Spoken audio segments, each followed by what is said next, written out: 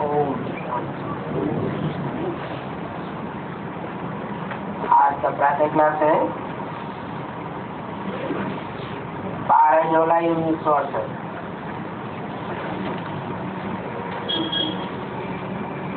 अभी रूहानी बच्चे क्या कर रहे थे? जरूर बेचारी याद में बैठे थे, क्योंकि एक होती है बेचारी याद और दूसरी होती है आधी बेचारी याद। आधी बेचारी याद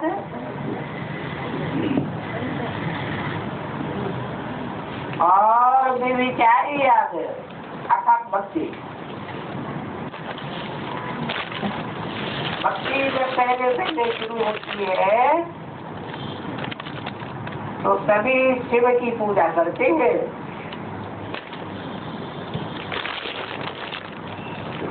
ऊंच से ऊंच भगवान वही है।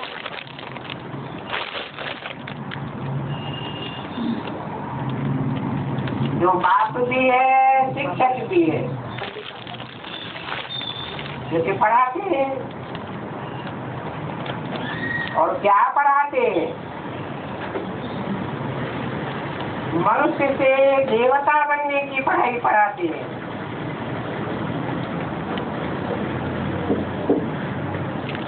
देवता से मनुष्य बनने में तुम बच्चों को 84 जन्म लग गए।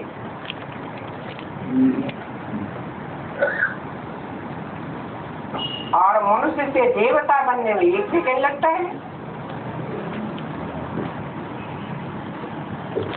ये तो बच्चे जानते हैं। अभी हम बाप की याद में बैठे हैं।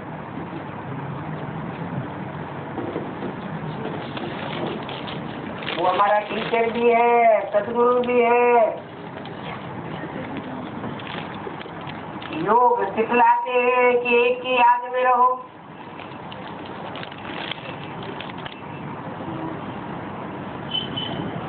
वो है ऊंचे से ऊंचे भगवान। और वो भगवान खुद कहते हैं, हे आत्माएं, हे बच्चों, अभी देह के सभी संबंध छोड़ दो, क्योंकि देह की दुनिया ही छोड़ देनी है।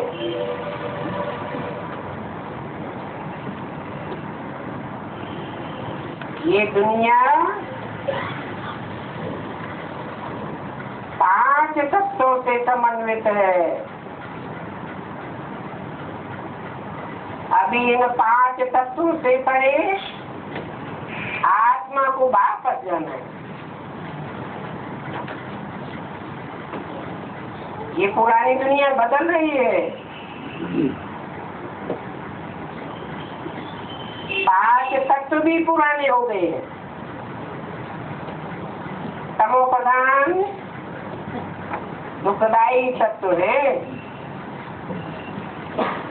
तो अभी यहाँ रहना नहीं है।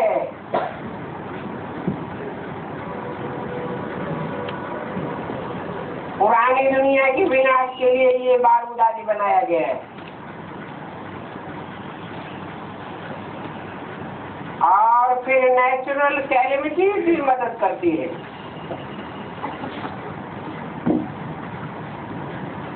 तो समझो कि विनाश तो जरूर होना है। अभी तुम बच्चे न कलयुग में हो न सतयुग में हो। तुम बच्चे तो पुरुषोत्तम संगम युग पर हो।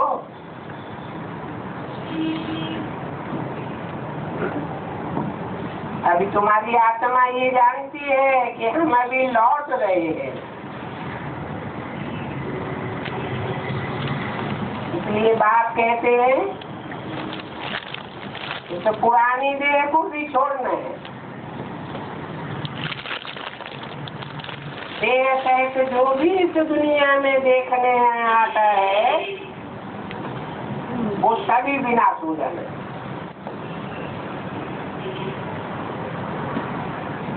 ये शरीर भी खत्म होना है। अभी हम आत्माओं को घर लौटना है, क्योंकि घर में लौटने बगैर नई दुनिया में नहीं आ सकते।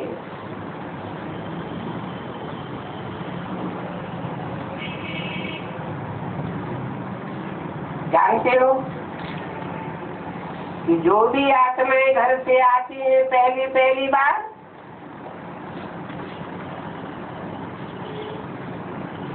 वो समझेंगी कि हम नई दुनिया में ही आते हैं।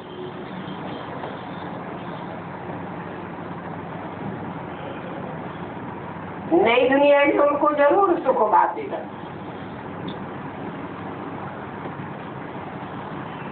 अभी तुम पुरुषोत्तम संघ में ऊपर बैठे हो, पुरुषोत्तम बनने का पुरुषार्थ कर रहे हो। ये देवी देवता है सबसे हूँ, और पहले ऊंचे है निराकार बाप।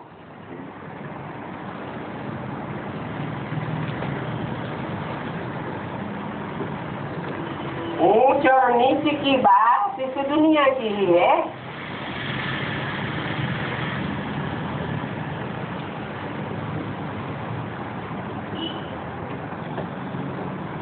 ऊंच के ऊंच बाप निराकार के बाद फिर इस मनुष्य शक्ति में आओ,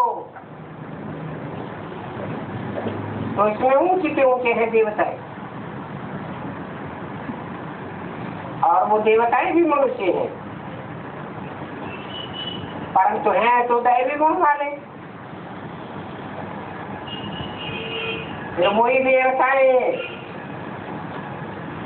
संग के रंग में आते आते आसुरी गुण वाले बने।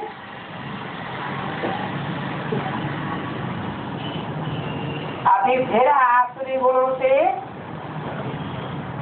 दैवी गुणों में जाना पड़े। तुम बच्चों को ही जाना है, तुम बच्चे ये पढ़ाई पढ़ रहे हो, या आसुरी गुणों से दैवी गुणों में कैसे जानेंगे? ये बात तुम औरों को भी पढ़ाते हो, समझाते हो। सिर्फ बाप का ही मैंने मैसेज देना है। वेद का बाप वेद का वर्षा देने आया है। अभी हृदय के बाप का वर्षा पूरा होता है। हृदय के वर्षे का मुद्दा आधा कल्प अभी पूरा हुआ, अर्थात भक्ति पूरी हुई। ये रावण राज्य पूरा होने का है, और ये बात बच्चे ही जानते हैं कि हम रावण राज्य में बैठे हैं। बाप ने समझाया है कि 5 विकार रूपी रावण की जेल में सभी मनुष्य हैं, और इस जेल में सभी दुख ही उठाते हैं। जेल में तो रूखी सूखी रोटी मिलती है, गंद से बहुत खिलाते।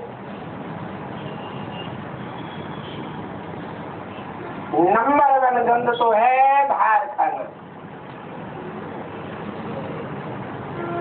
नानक ने भी इसी के लिए कहा है, असंख्य चोर हरामखोर। और वो लालच आए तो है कलयुग के समय में ही,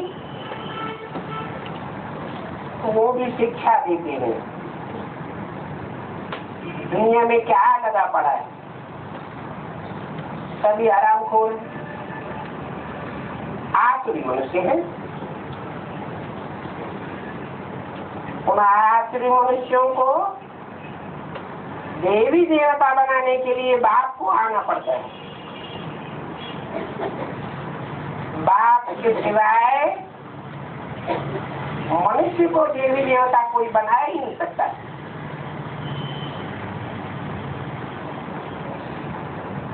क्योंकि मनुष्य तो सब चंचल मन वाले हैं। एक बाप ही है जो सदैव मन में रहने वाला है, वो ही मन को कंट्रोल करना सिखाता है। तो तुम यहाँ बैठे ही हो मनुष्य देवता बनने के लिए, और देवताएं होती है सचिव। अब ये तो कलयुग है, यहाँ बहुत धर्म हो गए हैं। अभी तुम बच्चों को रचयिता और रचना का परिचय खुद बाप में समझाते हैं। पहले तो तुम सिर्फ ईश्वर भगवान परमात्मा कहते थे,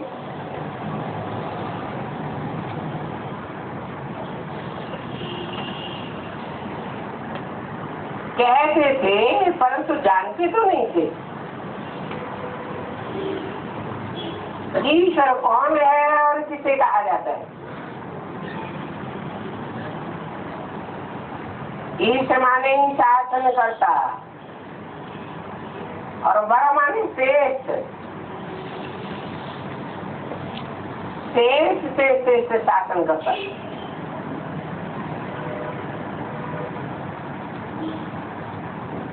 दुनिया में एक ही नारायण है, जिसकी शास्त्रों में भी कोई ग्लानि नहीं है, और उन नारायण को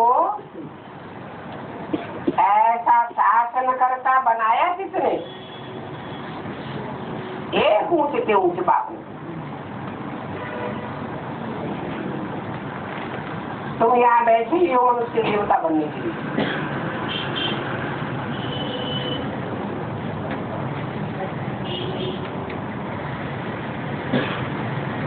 तुमको ये पता ही नहीं था कि मनुष्य से देवता बनाने वाला ऊंचे से ऊंचे बाप भी है, टीचर भी है, सदगुरु भी है।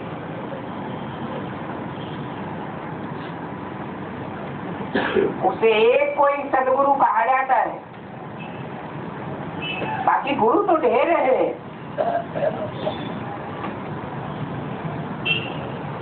सिख लोग भी कहते हैं एक सदगुरु अकाल मूल। तो एक सदगुरु है, बाकी गुरु है, माना सच्चा गुरु एक है, तो बाकी सब गुरु है।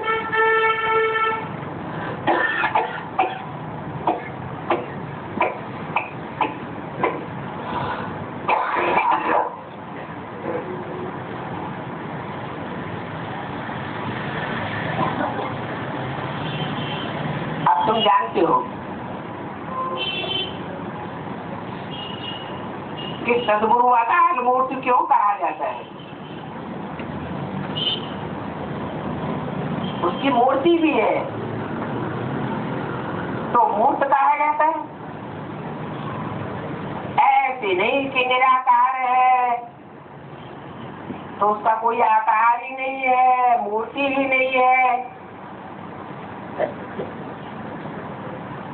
जिसकी मूर्ति नहीं होती उसको अमूर्त कहा जाता है। अकाल का मतलब ही है उसको काल नहीं खाता है, और काल मूर्ति को खाएगा या आत्मा को खाएगा? आत्मा तो अजर अमर विनाशी है, उसको काल खाने की बात ही नहीं। तो जब अकाल मूर्त कहा जाता है तो साबित होता है कि वो ऐसी मूर्ति है जिसको विनाश के काल में, महाविनाश के समय में भी कोई काल कवलित नहीं कर सकता।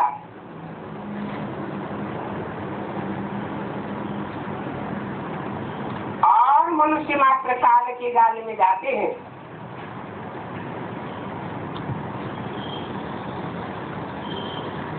तुम ये भी जानते हो कि तुमको आत्मा और जीवात्मा कहा जाता है, परंतु वो अकाल मूर्त इस शरीर रूपी तख्त पर बैठा हुआ है। हाँ, वो वैसा जन्म नहीं लेते हैं जैसा तुम लेते हो।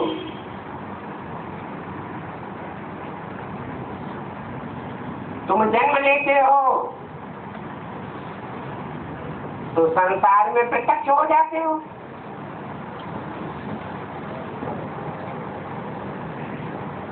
वो अलौकिक जन्म लेता है, वो भी प्रत्यक्ष होता है, पहले अप्रत्यक्ष होता है।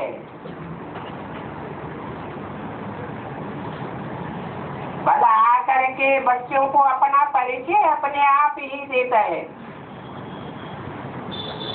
परंतु गुप्त पाठधारी होने के कारण बच्चे पहचान नहीं पाते।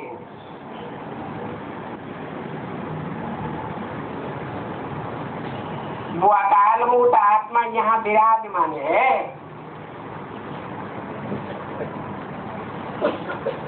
संसार में प्रत्यक्ष हो जाती है।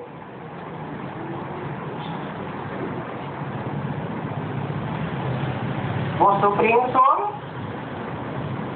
इन सभी आत्माओं का बाप है। तुमको भी कहा जाता है अकाल मूर्त,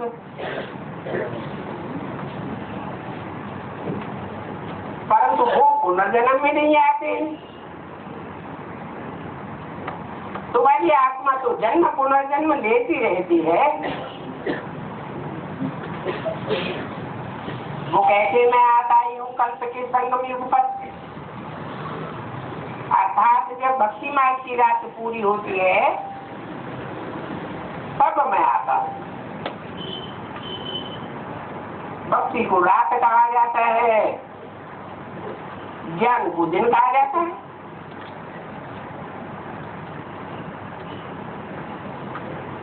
ज्ञान का प्रकाश होता है तो दिन हो जाता है। तो ये पक्का याद करो, मुख्य है इन दो बातें, अलग बाप और वे बादशाही। बाप आकर बादशाही देते हैं और बादशाही के लिए पढ़ाते हैं, इसलिए इनको पाठशाला भी कहा जाता है। उसमें होता है भगवानवाद।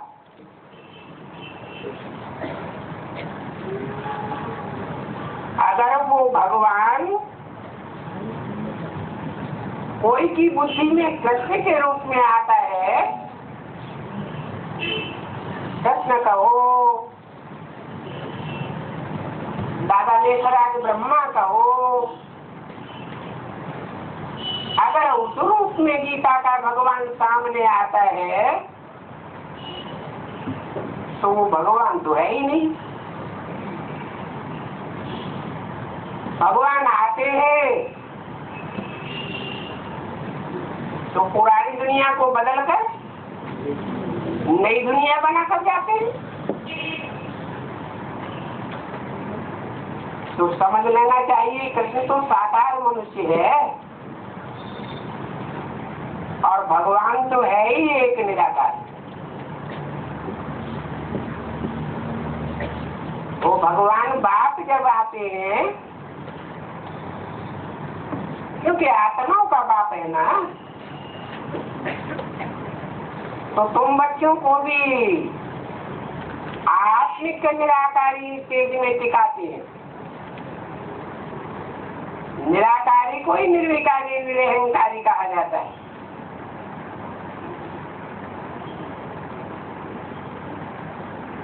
वो एक ऐसा निराकार है जो सदैव ही निराकारी स्टेज में रहने वाला है, और तुम तो पुरुषार्थ करने पर निराकारी बनते हो।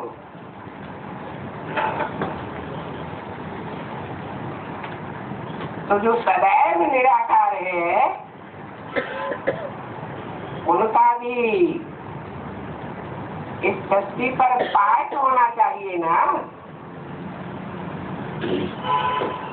ब्रह्मा विष्णु शंकर को भी शरीर दिया है पाठ बजाने के लिए। अकाल मूर्त सेवक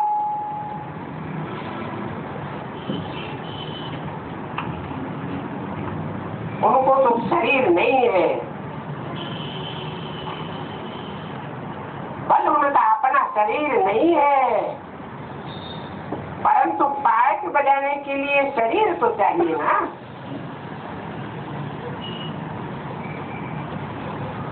नहीं तो पाठ कैसे बजाएंगे। 12 जुलाई और 26 वाणी का दूसरा पेज।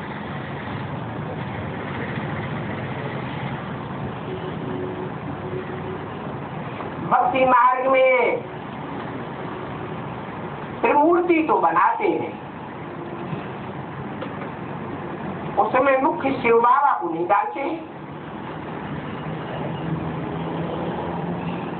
इसको किसको डालते हैं?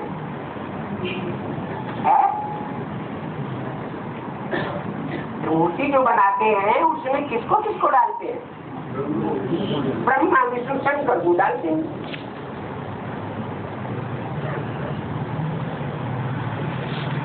तो शिव को अगर डाला ही नहीं तो त्रिमूर्ति शिव कैसे कहेंगे? तो भक्ति मार्ग में त्रिमूर्ति ब्रह्मा कह देते हैं। और बोलते भी हैं ब्रह्मा देवताय नमः, विष्णु देवताय नमः। तो पूछना चाहिए कि शिव कहाँ गया? वही तो ऊंचे भगवान है। शंकर को भगवान कहेंगे, विष्णु को भगवान कहेंगे या देवता कहेंगे? वो तो देवता है।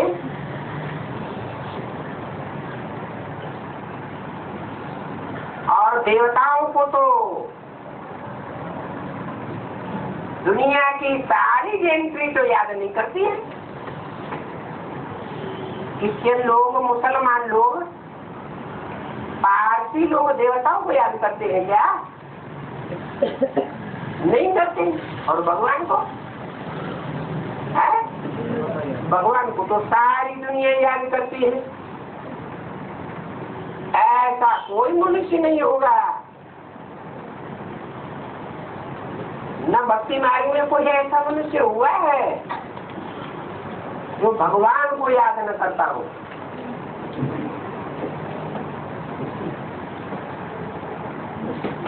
दुखी तो सभी होते हैं और दुख में ही सभी को पाते हैं भगवान। हे लिबरेटर, ओ गॉड फादर, क्योंकि वो बेहद की आत्माओं का बाप है, जरूर बेहद का सुख देगा। वो हद के बाप होते हैं, वो भी हद का सुख देते हैं।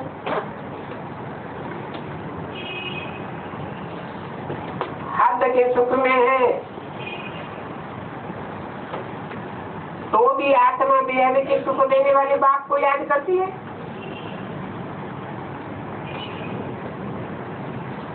तो वो बेहद का सुख देने वाला बाप क्या सुख देते हैं इस बात का कोई को पता नहीं है। बाकी याद तो जरूर करते हैं ना। याद करते हैं, इसका मतलब कि जरूर पहले कुछ प्राप्ति की है और ऐसी परिप्राप्ति भगवान बाप से की है जो दुनिया में और कोई मनुष्य से प्राप्ति नहीं हुई। इसलिए बाप आते तो कहते हैं, बच्चों अगर ऐसी बेहद की प्राप्ति करनी है संग तोड़े तो बाप को याद करो। आत्मा में सुख के संस्कार होते हैं तो सुख के लिए याद करती है। ये भी बाप ने बताया है, तुम देवी देवता बन नई दुनिया में रहते हो, वहां तो अपार सुख। उन अपार सुखों का अंत नहीं पाया जाता है। अभी तुमको थोड़ा ही पता पड़ेगा कि वहां कैसे कैसे सुखी होते हैं। हाँ, समझते हो कि नई दुनिया में जरूर सुखी सुख होगा। ये भी जानते हो नए मकान में सुख होता है, पुराने मकान में दुख होता है। तो ये भी सच्ची रूपी मकान है। बाप जब आकर इस सच्ची रूपी मकान को नया बनाते हैं तो उसमें सब सुखी ही सुखी रहते।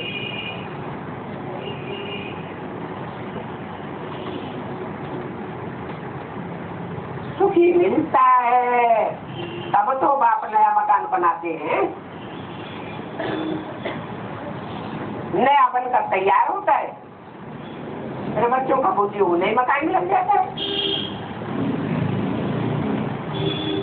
क्या नए मकान में बुद्धि कब लगता है?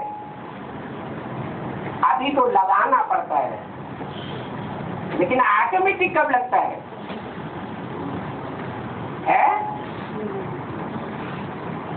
दुनिया में 7 वंडर हैं मनुष्यों के बनाए हुए,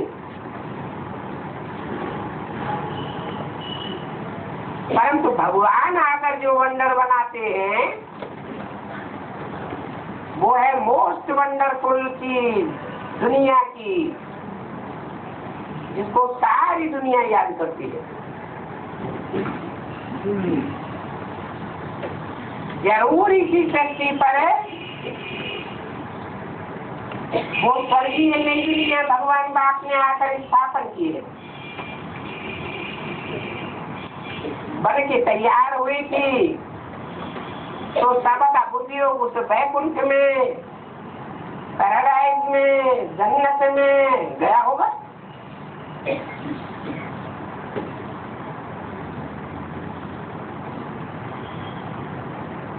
हज में भी बाप मकान बनाते हैं तो बच्चों का बुद्धि योग नए मकान में लग जाता है। वो तो हद की बात है। अभी बेहद का बाप नई दुनिया बनाए रहे, पुरानी दुनिया का विनाश होना है। जो कुछ भी इन आंखों से देखते हो वो सब कब्र दाखिल होता है। अभी परिस्थान स्थापन हो रहा है।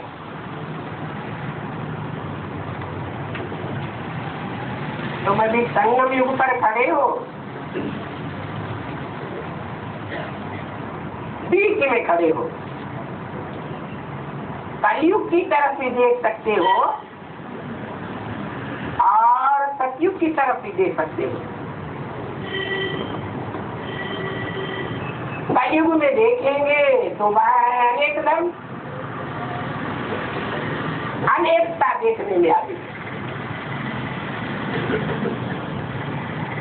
और नई दुनिया में देखेंगे तो वहां एकता देखने में आएगी।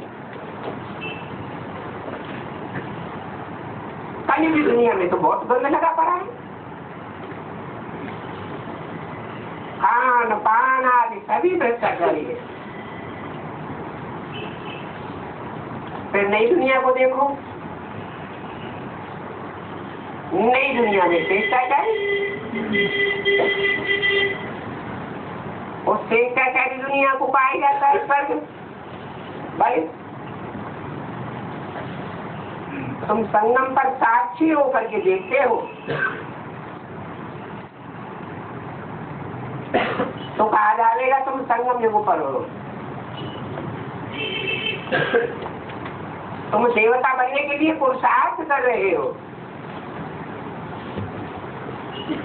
वहाँ सतयुग में तो सभी निर्विकारी होंगे, क्योंकि वहाँ होता ही है एक धर्म।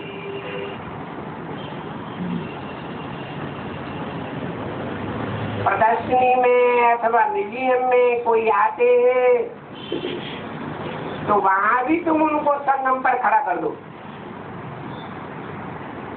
दिखलाओ इस तरफ है कलयुग और उस तरफ है सतयुग, अभी हम बीच में खड़े हैं। यहाँ तुम जानते हो कि बाप संगम पर बैठने दुनिया स्थापन कर रहे हैं। वहाँ तो बहुत थोड़े मनुष्य होते हैं। नई दुनिया में जब थोड़े मनुष्य होंगे तो पुरानी दुनिया के इतने मनुष्यों का क्या होगा? जरूर इतने सभी वापस जाने। नई दुनिया में और कोई भी धर्म वाला नहीं आता है, तो तुम ही पहले आते हो।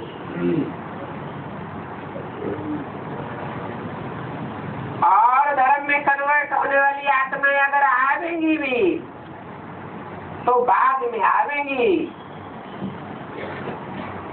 पहले नहीं आ सकती। अभी तुम सत्युग में जाने के लिए पुरुषार्थ कर रहे हो, जानते हो कि पति तो कोई जा ही नहीं सकते।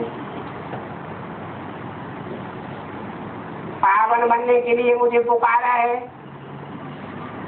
ये बाबा हमको पावन बनाकर पावन दुनिया में ले चलो। ऐसे नहीं कहते हो कि हमको शांति धाम में ले चलो। पतित दुनिया और पावन दुनिया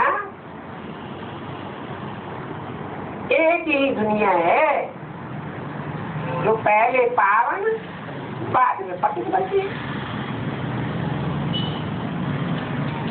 अभी हम आत्माएं न नई दुनिया के रहने वाले और न पुरानी दुनिया के रहने वाले। कहाँ के रहने वाले है? कोई पूछे तुम कौन हो तो बता देंगे हम आत्मा है। फिर कहाँ के रहने वाले है? ना हम नई दुनिया के रहने वाले हैं न पुरानी दुनिया के रहने वाले हैं। कहाँ के रहने वाले हैं? परम नाम के रहने वाले। उसको सीटों कहा जाता है। अभी हमको घर जाना है, इसको मुक्तिधाम कहा जाता है। उस मुक्तिधाम के लिए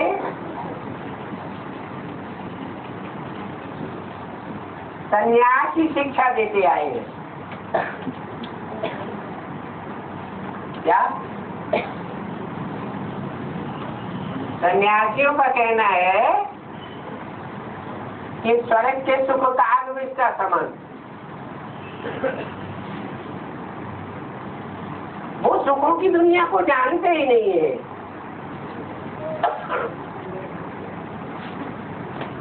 कि सुखों की दुनिया जो सत्य की दुनिया है वो सत्य बाप ही स्थापन करते हैं। तो देखो वो सन्यासी सुखधाम का ज्ञान दे ही नहीं सकते। असली रीति सुखधाम को जानते ही नहीं है, क्योंकि वो तो रहते ही है मुक्तिधाम में।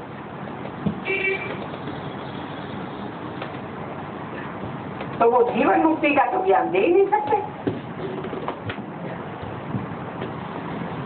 वो है निवृत्ति मार्ग वाले। तुम बच्चों को समझाया गया है कौन कौन धर्म वाले कब कब आके।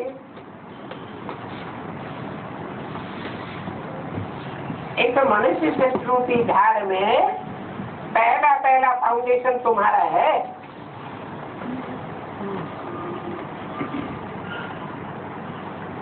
तो फाउंडेशन में बीज को कहा जाता है वृक्षपति।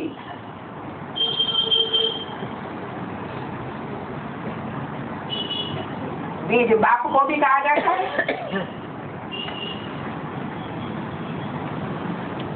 वो बाप भी है,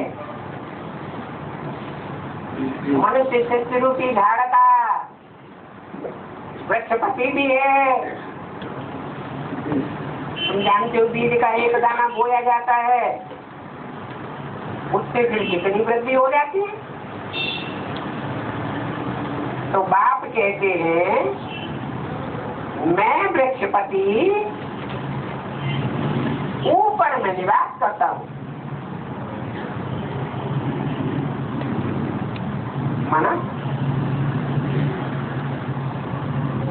वृक्षपति कौन से वृक्ष का पति है? मनुष्य शक्ति रूपी वृक्ष का पति।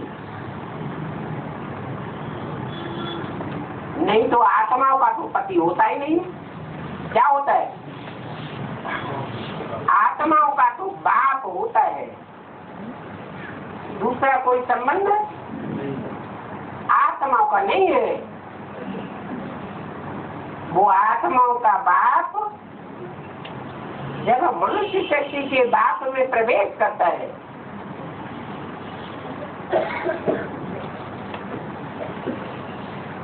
तो वृक्षपति कहा जाता है।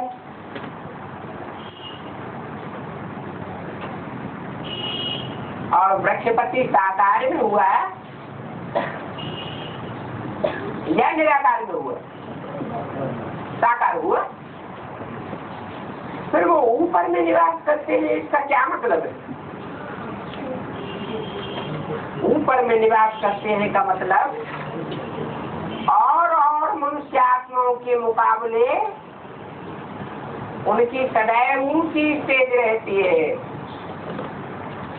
और वो ऊंची स्टेज का फाउंडेशन भी कहाँ लगता है?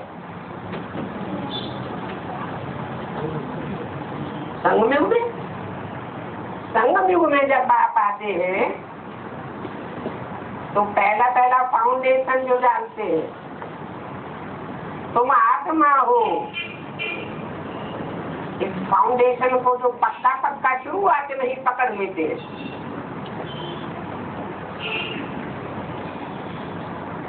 तो उनके 84 जन्मों की बिल्डिंग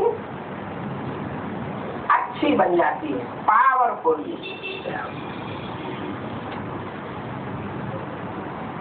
हाँ, जब झाड़ एकदम जड़ीभूत हो जाता है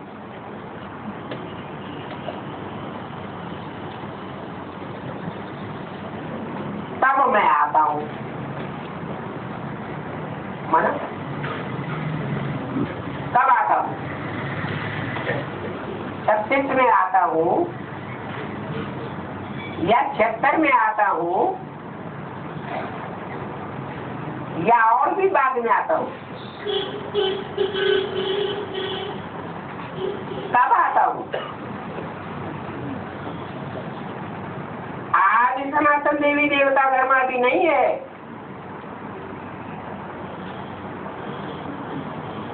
छत्तीस में भी नहीं कहेंगे। 68 में शरीर छोड़ा, ये वाणी जब चल रही है तब भी नहीं कहेंगे। 76 में कहेंगे, 76 में भी नहीं कहेंगे। तो आज सनातन देवी देवता धर्म का फाउंडेशन कब कहे? जैसे मिसाल दिया जाता है बनियंत्री का, वो बड़ा ही वंडरफुल जा रहे हैं। अभी बिगर फाउंडेशन, बाकी सारा झाड़ खड़ा है। और दुनिया में कोई भी ऐसे झाड़ नहीं होते, नीम का हो, आम का हो, कोई भी दूध वाले वृक्ष का हो, कोई भी झाड़ ऐसा नहीं होता है जैसा ये झाड़ है, इस बेल के झाड़ में अभी देखो तो आज सनातन देवी देवता धर्म है ही नहीं।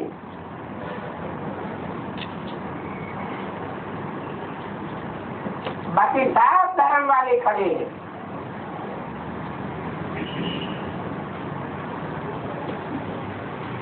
देवी देवता सनातन धर्म का झाड़ दिखाई नहीं देता।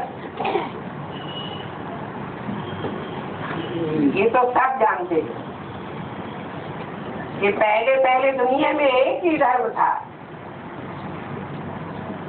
और धर्मों का आना ही 2500 वर्ष के अंदर हुआ, जब से मनुष्यों को हिस्ट्री मिल रही है। दूसरा कोई धर्म ही नहीं था। पहले पहले जरूर सूर्यवंशी फिर चंद्रवंशी थे। चंद्रवंशियों को भी सेकेंड ग्रेड कहें, क्योंकि पुराना तो हो गया ना। तो ये सारी नॉलेज बाप देते हैं।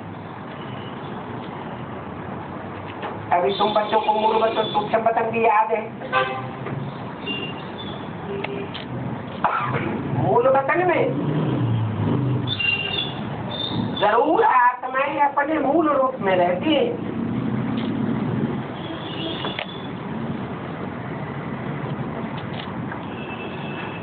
क्योंकि बीज रूप में रहती है। जैसे बीज में सारा झाड़ समाया हुआ है, ऐसे उन बीज रूप आत्माओं में उनके 84 जन्मों के सारे पाठ समाये हुए।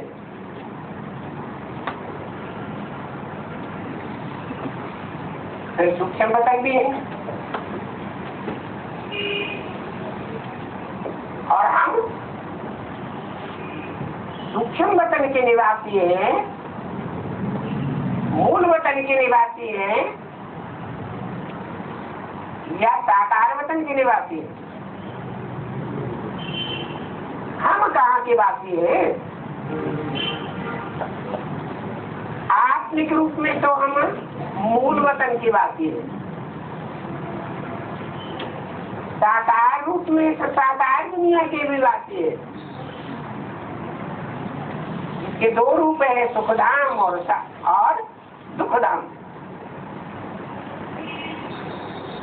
परंतु हम प्रैक्टिकल में स्थूल शरीर को त्याग करके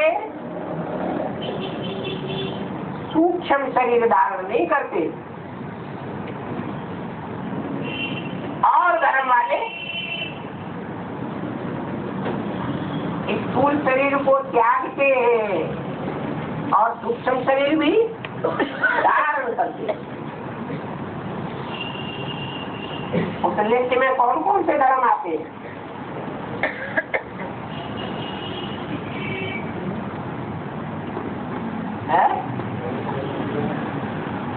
कौन कौन? जो दूसरे धर्म है, जहाँ से सुखधाम तैयार होता है, वो तो है ही है।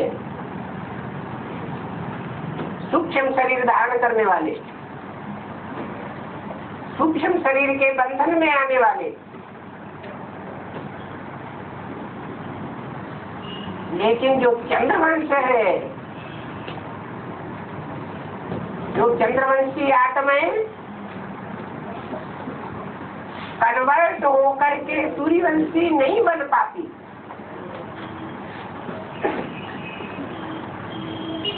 वो भी अपना स्थूल शरीर छोड़ करके सूक्ष्म वतनवासी बनती है, सूक्ष्म शरीर धारण करती है। जैसे मिसाल किसका देंगे? ब्रह्मा। ब्रह्मा का मिसाल देंगे। विष्णु का मिसाल नहीं देंगे। क्यों?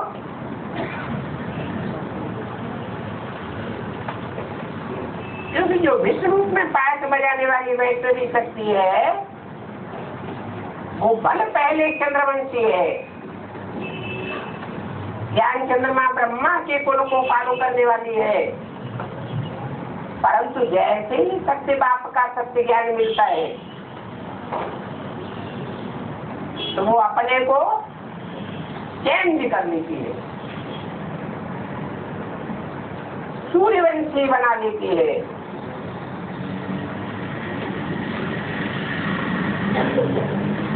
तो चंद्रवंशियों को भी सेकंड ग्रेड कहेंगे। फर्स्ट ग्रेड कौन हुए? सूर्यवंशी।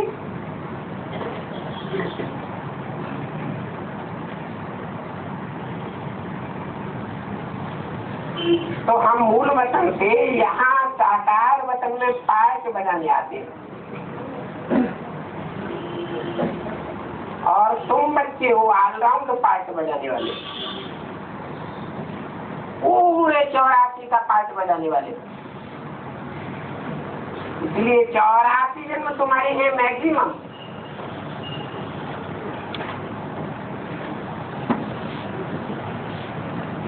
फिर और धर्म वाले आते हैं जिनके नंबरवार कम जन्म होते हैं। मिनिमम होता है 1 जन्म। मनुष्य लोग कह देते हैं 84 लाख जन्म, और 84 लाख जन्म कैसे होंगे वो भी समझ नहीं सकते। बाप आकर हमको समझाते हैं कि 84 जन्म तो तुम लेते हो। पहले पहले मेरे से तुम बिछोड़ते हो।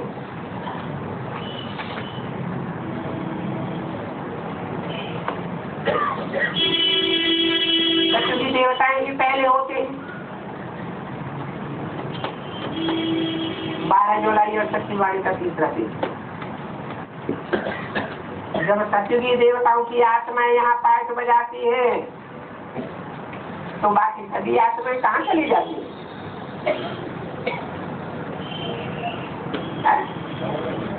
परमधाम चली जाती है। इस बात को तुम बच्चे जानते हो कि बाकी इतनी जो भी आत्माएं हैं वो सब शांति धाम में रहती है।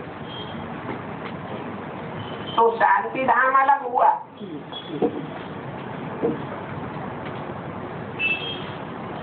सुखधाम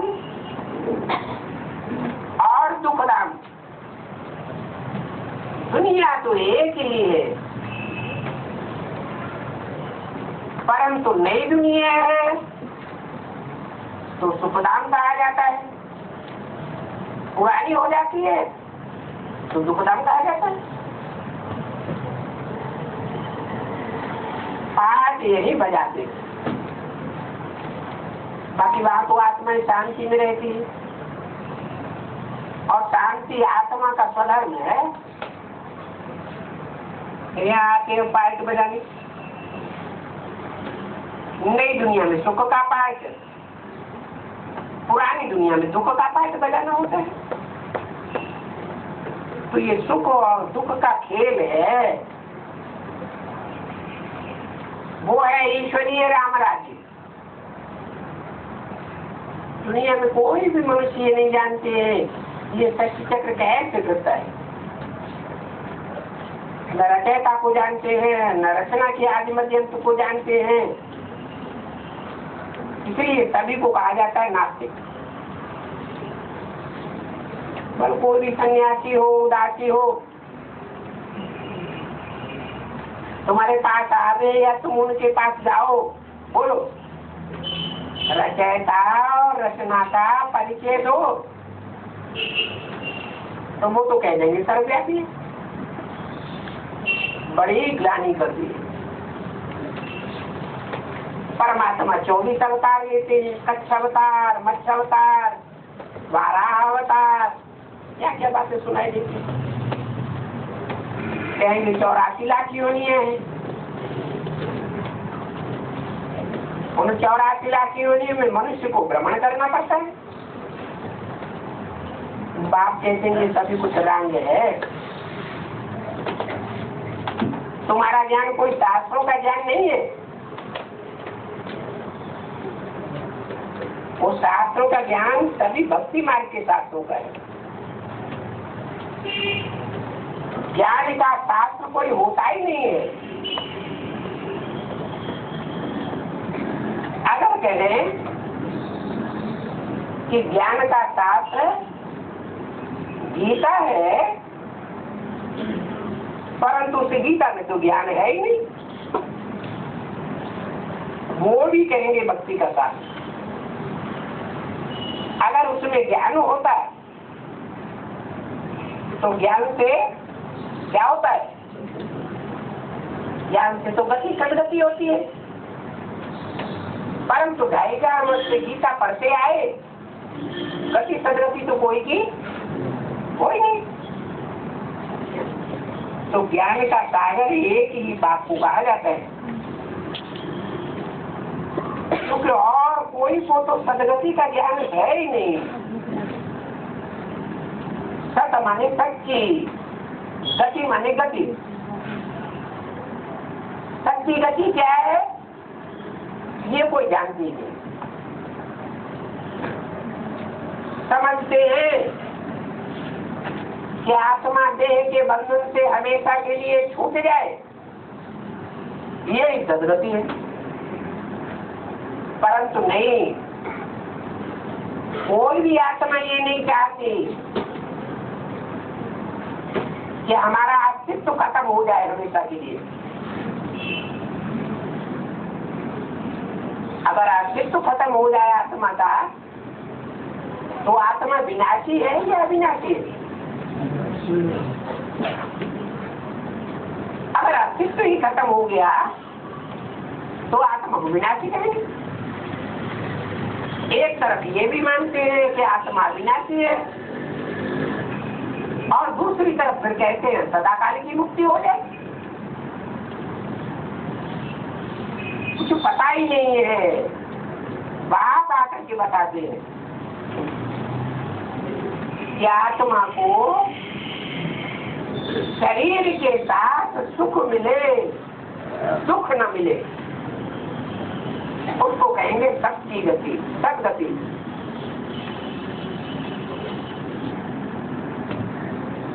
तो ज्ञान का सागर एक ही बात है। रचयिता और रचना के आदि मध्यम का ज्ञान शास्त्र तो है ही नहीं, मैं सुनाता हूँ। फिर ये ज्ञान प्राय लोग हो जाता है।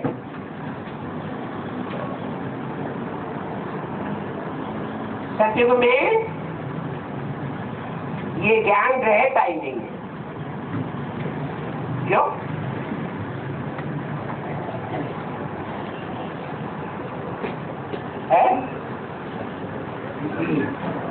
सत्युग त्रेता में अगर ये ज्ञान होता तो द्वापर युग में भी शास्त्रों में आ जाता। तो सत्युग त्रेता में ये ज्ञान क्यों नहीं रहता?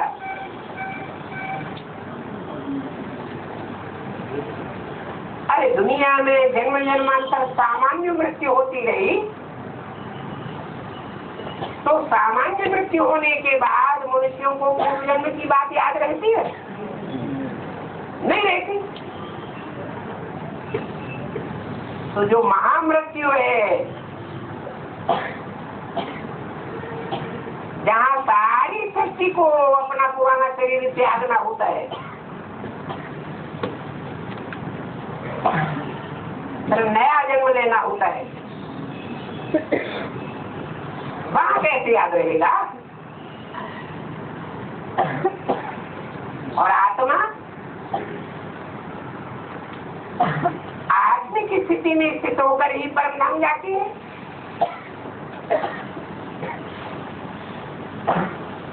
तो परम धाम में बैठने वाली आत्मा मनन चिंतन मंथन में रहती है क्या? नहीं रहती है। वो इस सृष्टि पर भी पहली बार जब आती है तो निराकारी स्टेज में होती है। इसलिए हर मनुष्य आत्मा, चाहे देव आत्मा हो, चाहे कोई भी धर्म की आत्मा हो, पहले जन्म में आत्मिक स्थिति पक्की होने के कारण सदगति महसूस करती है,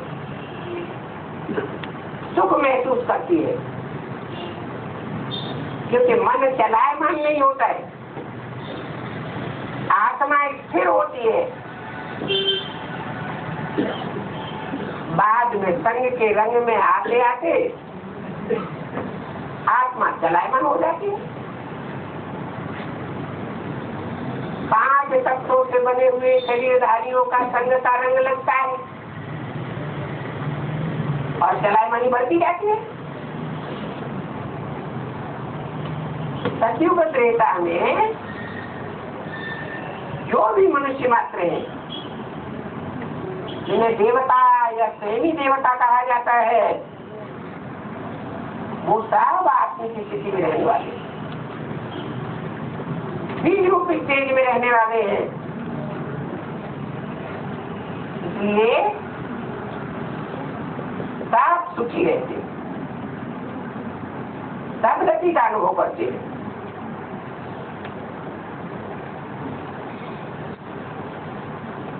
भारत का प्राचीन राजयोग,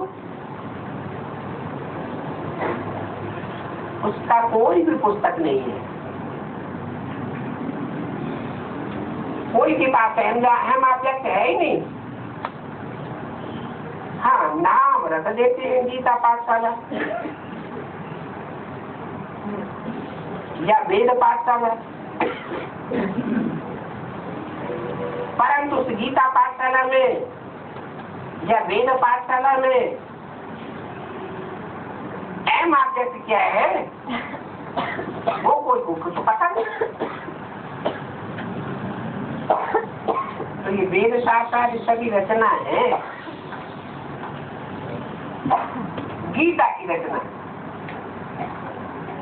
और रचना से वर्षा नहीं मिल सकता। वर्षा तो मिलता है रचयिता बाप से, और वो रचयिता बाप साकार होता है ये निराकार है। दुनिया भी साकार, मनुष्य धरती भी साकार, तो उसका रचयिता भी साकार, और उसकी पहचान सिर्फ संगम युग में ही होती है। सतयुग में, त्रेता में, द्वापर में, कलयुग में, कोई भी 84वीं जन्म में रचयिता बाप की कोई को पहचान ही नहीं होती। तो रचयिता से वर्षा कैसे पाएंगे?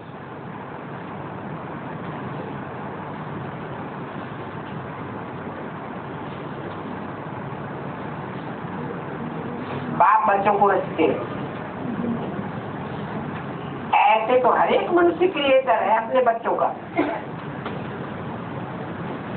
वो होते हैं हद के ब्रह्मा,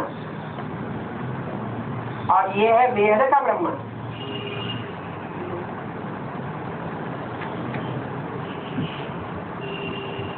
वो भी पिता होते हैं, और ये भी पिता है। क्या नाम है इसका? प्रजापिता ब्रह्मा। वो है निराकार आत्माओं का पिता, और वो है लौकिक पिता।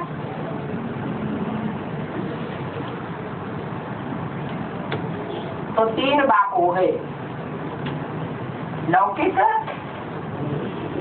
पारलौकिक और अलौकिक। तो ये अलौकिक प्रजापिता कब होना चाहिए? क्या सतयुग में होना चाहिए? नहीं, पुरुषोत्तम संगम युग पर ही होना चाहिए। मनुष्य को पता ही नहीं है संगम युग का। उन्होंने तो सतयुग और कलयुग आदि को लाखों वर्ष दे दिए।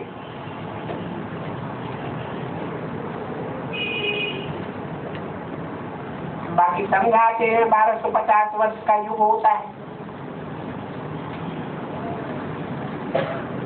शास्त्रिका होती है ना,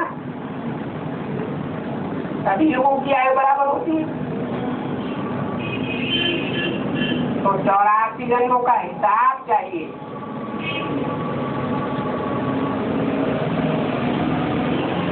ये भी देखना होता है कि हम कैसे नीचे उतरते हैं,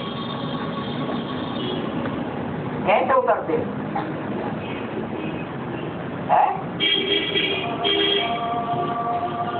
अरे कैसे ऊंचे चढ़ते हैं और कैसे नीचे उतरते हैं, संत क्या है?